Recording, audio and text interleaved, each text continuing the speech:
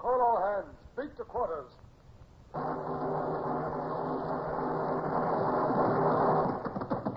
Run out the guns. Stand by the starboard battery. One broadside into it, if you please, Captain Bush.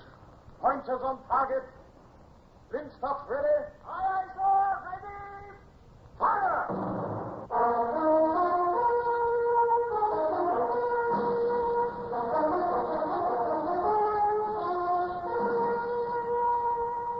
Presenting Michael Redgrave as C.S. Forrester's indomitable man of the sea, Horatio Hornblower.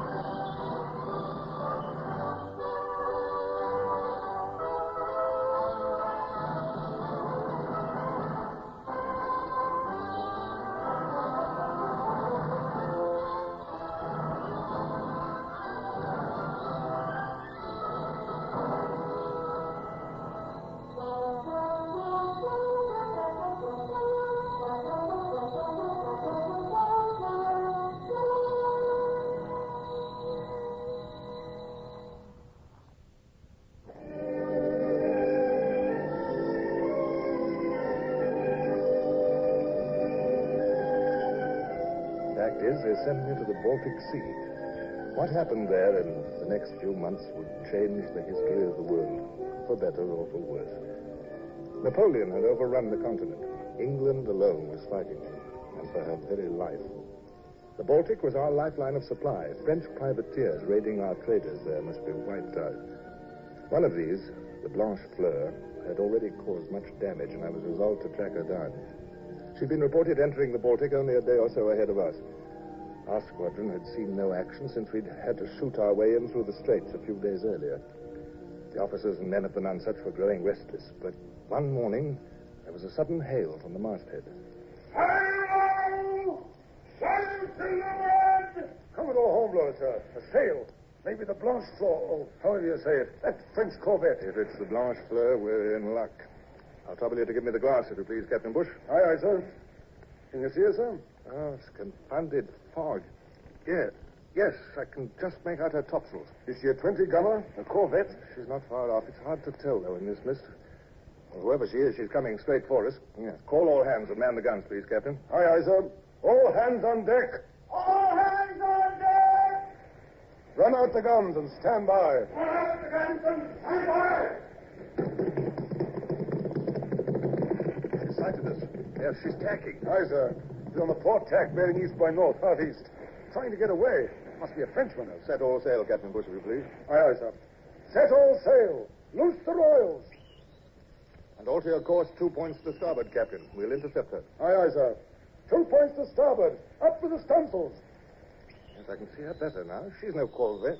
Appears to be quite unarmed. Oh, she's not our chase, I'm afraid, Captain Bush. Then why did she tack the moment she sighted us, sir? Any ship beating up for the Sound would have to tack here.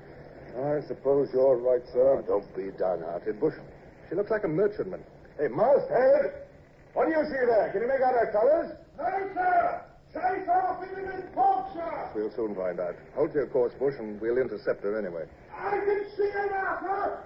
She's flying British colors. Uh-huh. Oh, she's a British ship. Excellent. Now, at least we'll get some news and information.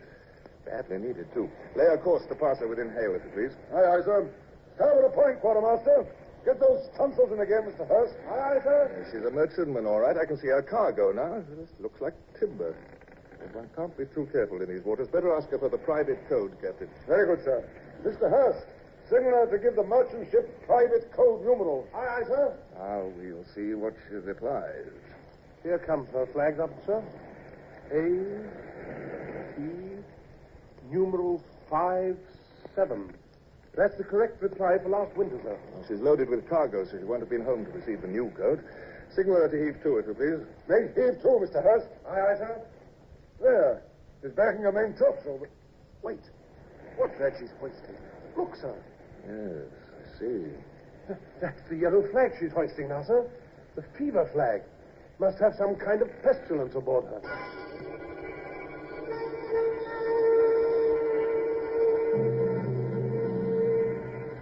Hi, Tom. Look what she's hoisted there. The yellow flag. So it is. I'll wager she's got the pox aboard her. She's a death ship. Heaven help her. That must be her captain there on the poop deck. Give me the trumpet. All right. What ship are you? Maggie Jones of Liverpool.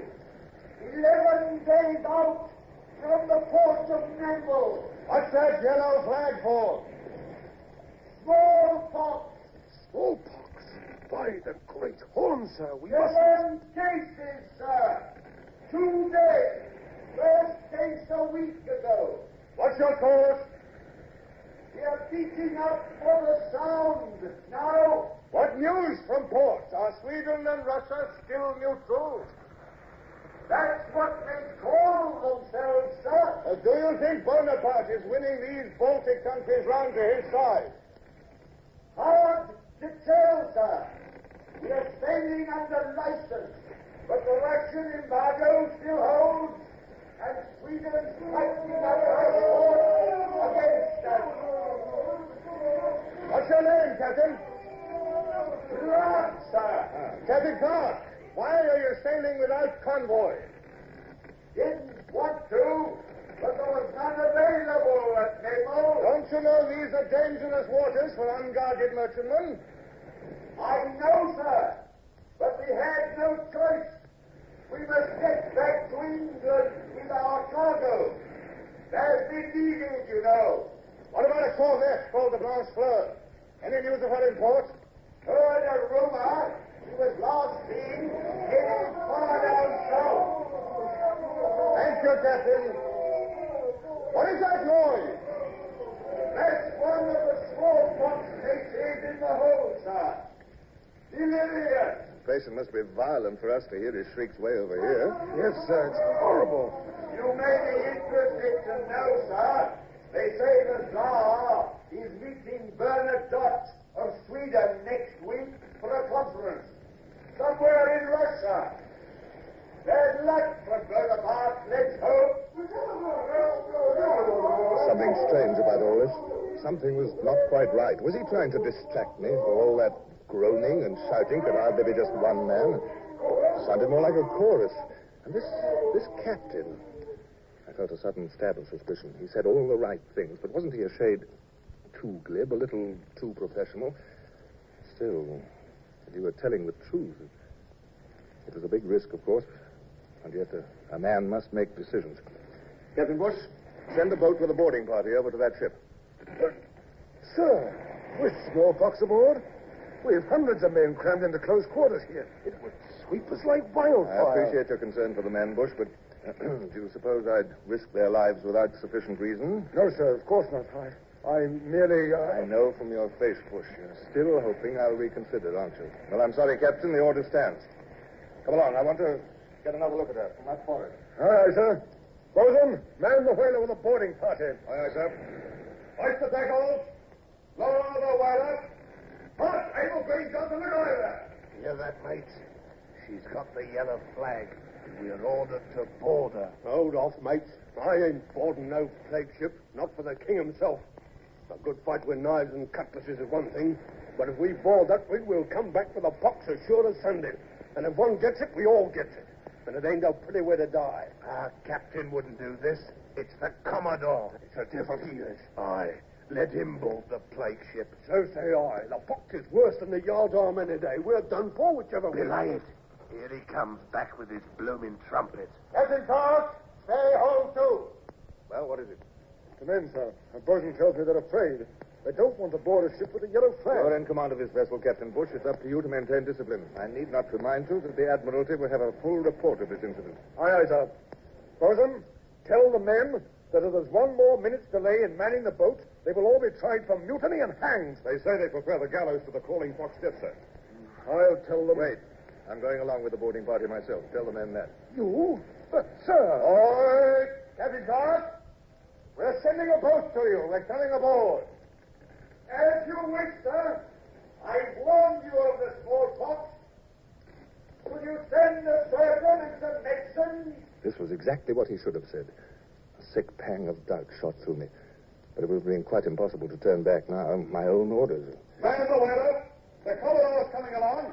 Look alive, sir. The Commodore's gone with us. I'm with him for one. How about you, Tom? Lower away. Come on, mate. Over we go.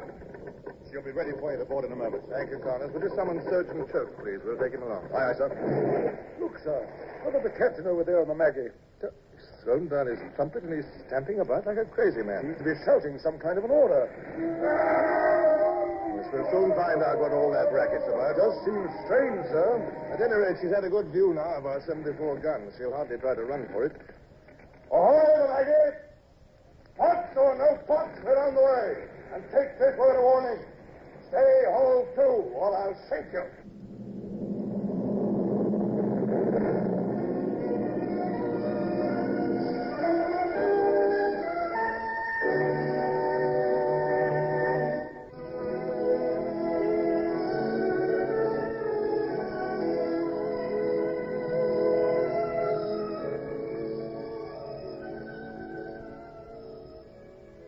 Commodore Hornblower, British Navy. Where is Captain Clark? We wish to surrender, sir. What's this? We wish to surrender. We are helpless against your guns. We did not expect to meet the British Navy. Who are you? I speak for the French crew put aboard to take the Maggie into port. Yes, I thought. A pirate crew. This ship is a prize. Yes, sir. A French prize taken 2 days ago. By what ship was she captured? By what ship? Answer me. By the Blanche Fleur, sir. We are of the Blanche Fleur's crew. The Blanche Fleur. Did you hear that, Connors? We're hot on her trail, finally. The Maggie's no plague ship. She's a great piece of luck. That yellow flag was hoisted to keep us from boarding her. A clever trick, I suppose you thought, eh, sir? I think so myself. Here, take this man prisoner and round up the others, Connors. Aye, sir. Get on, lads. Get the Frenchies. And find this Captain Clark. I'm most curious. You up there, what have you done with Captain Clark? Speak up. He's on the voyage, sir. What's that? He shot himself, sir. The captain shot. Oh, confound it, Connors. If one of your men did that, I'll have his head. I'll break him, court-martial him, ruin him, and have him begging bread in the gutters. All this. Oh, no, sir. Beg pardon, sir. But it wasn't any of us. He done it himself, sir. He shot himself. The gun's still smoking in his hand. Is he dead? No, sir. He's still alive. Well, fetch the surgeon immediately. The surgeon's with him now, sir. They're over there, All right, sir. come on. This looks pretty bad. What's his condition, surgeon? He's dying, sir. Can't last long. Want to do something for him? Not very much, sir, I'm afraid. We've just released the English crew, sir. They were shut up in the forecastle. It was them making all that noise. Oh, fuck me eyes. His Majesty's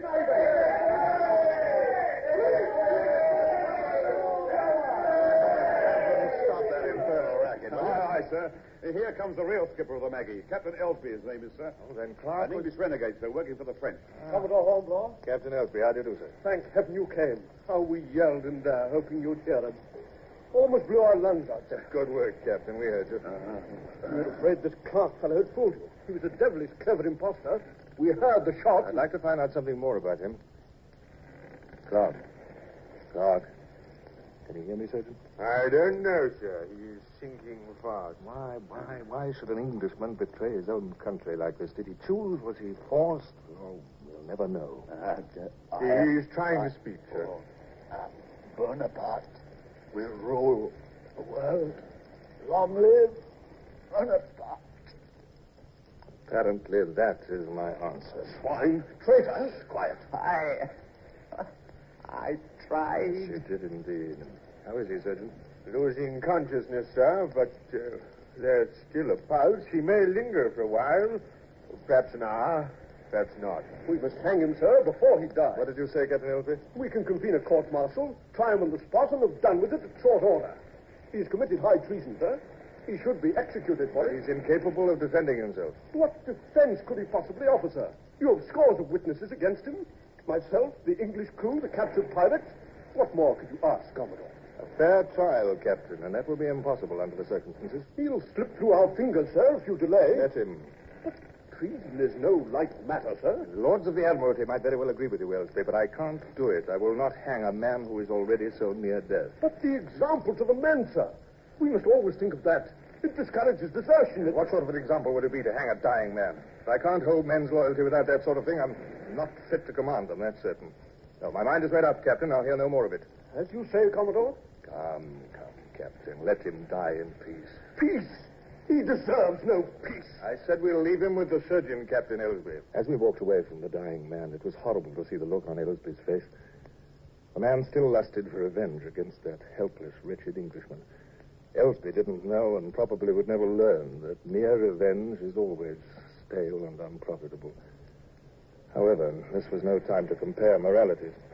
Now, tell me more about this pirate ship, the Blanche Fleur. She's our real target. She's a ship-rigged, flush-deck 20-gunner, what the French call a corvette, sir. She's to be reckoned. Yes, I know. Where were you when she attacked? Just off the island of Rügen on the Swedish Oh, coast. the island of Rügen, eh? Yes. That would make an effective base. She could lie in wait there, then pounce on our trading ships as they come down from Finland and Russia. The worst part of it is, sir, in order to get safely by the island, you must pass through a narrows. There's a 2-fathom shoal. Yes, I remember that shoal from the charts. So she hemmed you in between the shoal and the land, eh? Exactly, sir. And we were at her mercy. But what could we do against her 20 guns with all our escape cut off? Well, you did what you could, Captain. At any rate, your shouts rescued the Maggie. The rest is up to us. The Blanche Fleur must be punished before she finds more victims in the Baltic.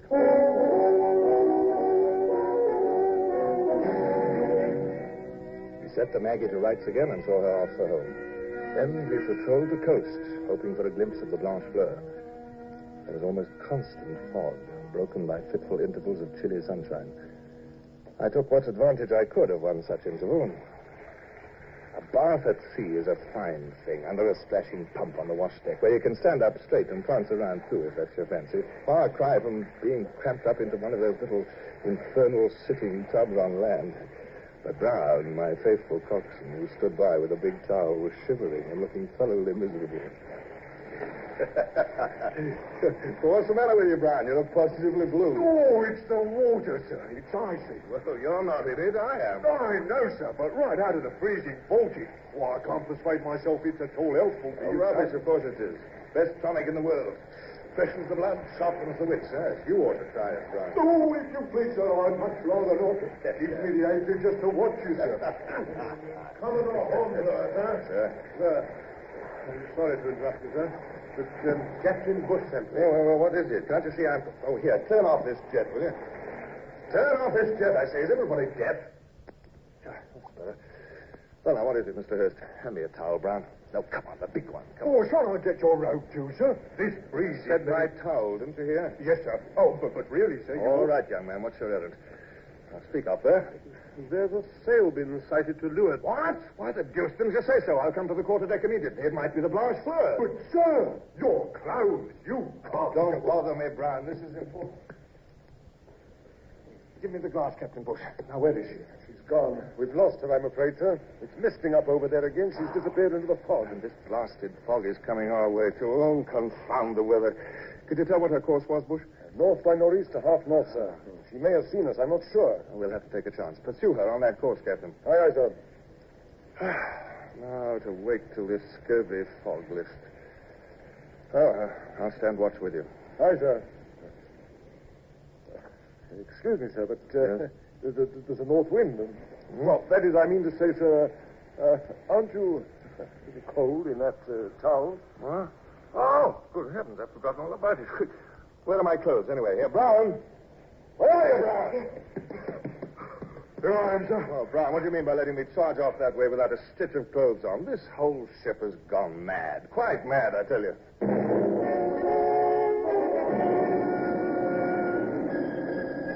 We followed our chase through the increasing fog, the other ships of the squadron keeping course as best they could.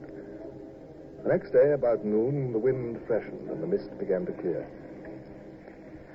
She was nowhere in view. She's probably sighted us and tacked, sir. I'm afraid she's got away. Hold to your course, Captain. Aye, aye, sir. Oh, come, don't look so dreary, Bush. This sea is not as wide as the Atlantic, you know.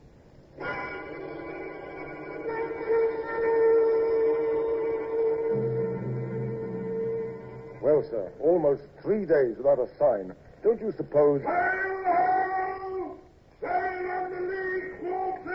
hear that, Bush? Let me have the glass. Aye, aye, sir. Can you see her? What is she? These glasses certainly aren't as good as they were once. I can't see one confounded thing. Masthead there. What's the position? Call it. 3 points above the port beam, sir! Ah, there she is. And she's our chase, all right. A flush-decked 20-gunner, and the French colors must be the Blanche Fleur. Set all sail, Captain, at once.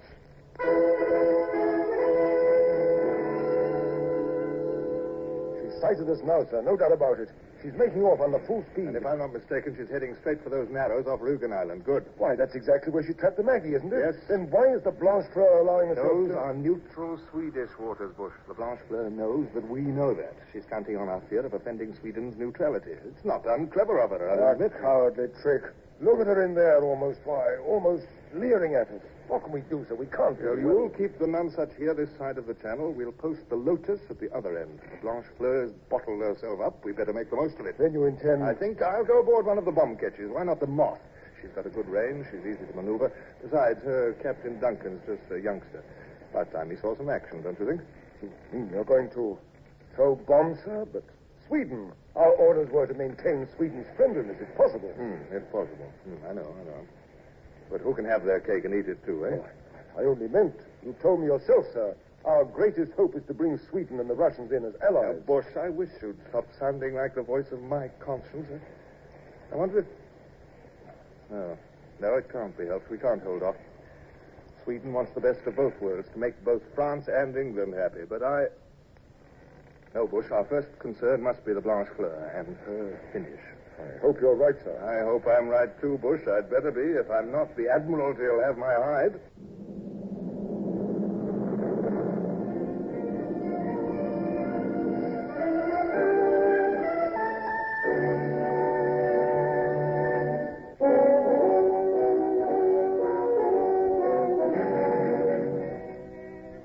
Captain Duncan, just because you're Commodore's aboard the Moth, you needn't change your habits, man. For heaven's sake, relax. Put your hands in your pockets if you must and leave off fidgeting. Thank you, sir. How much longer do you think we'll have to wait? I know you're eager for action, Duncan, but do have a little patience.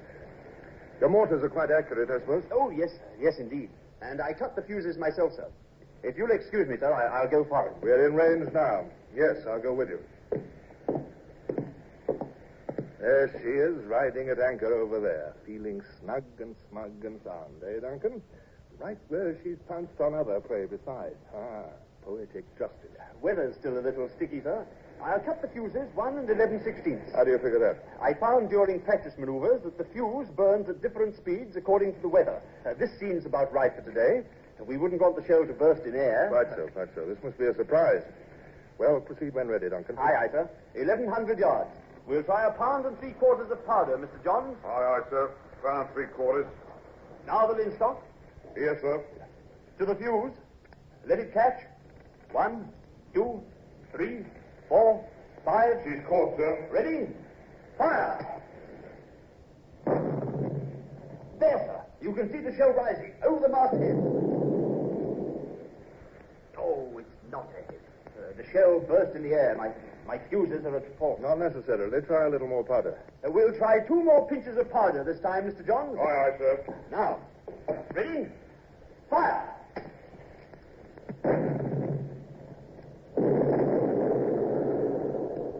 I think we've hit her, sir. Wait till the smoke clears. Then we can... Yes. A square hit on her bow. Our men are taking to the boats. Another shell into our forest. Aye, sir. Jump to it, men. Both mortars together. Be lively.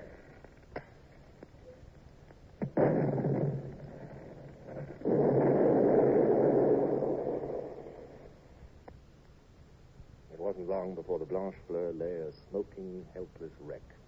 Her raiding days were over. I must say, though, I found myself feeling a little chilled and empty. This had been a brutal business. We had destroyed a ship which had no chance of firing back effectively. Oh, of course. It would read well in my report, and brother officers would tell each other in the clubs of Hornblower's newest success. Then, why this feeling of inglorious dissatisfaction? But naturally, I couldn't speak of this to anyone, especially since that very night aboard my flagship we celebrated.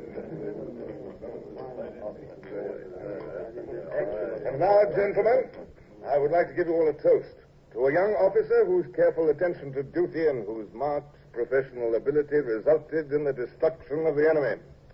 Captain Duncan of the Moth. Well, Aren't you going to reply, Mr. Duncan? It wasn't I at all. It was the Commodore who... Well, after all, I mean... Captain Duncan, if you wish to advance in His Majesty's Navy, never try to offset commendation when it's due. I suggest you might show off your vocal powers to greater advantage by favoring us with one of your songs. Oh, yes, I've heard about them. Never fear.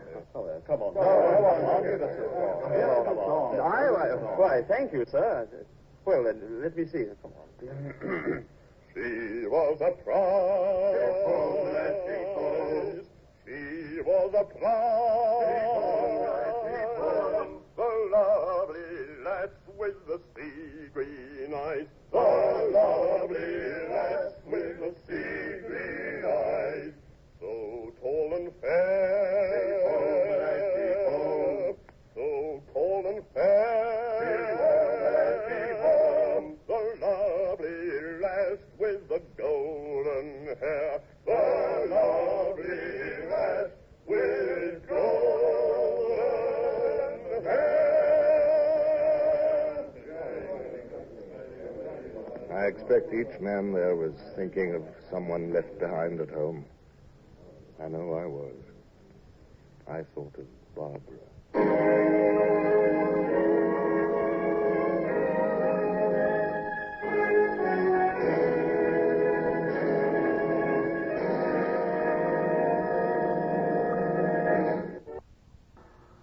Horatio Hornblower, starring Michael Redgrave, is based on the novels by C.S. Forrester. Music composed and conducted by Sidney Torch. Produced by Harry Allen Towers.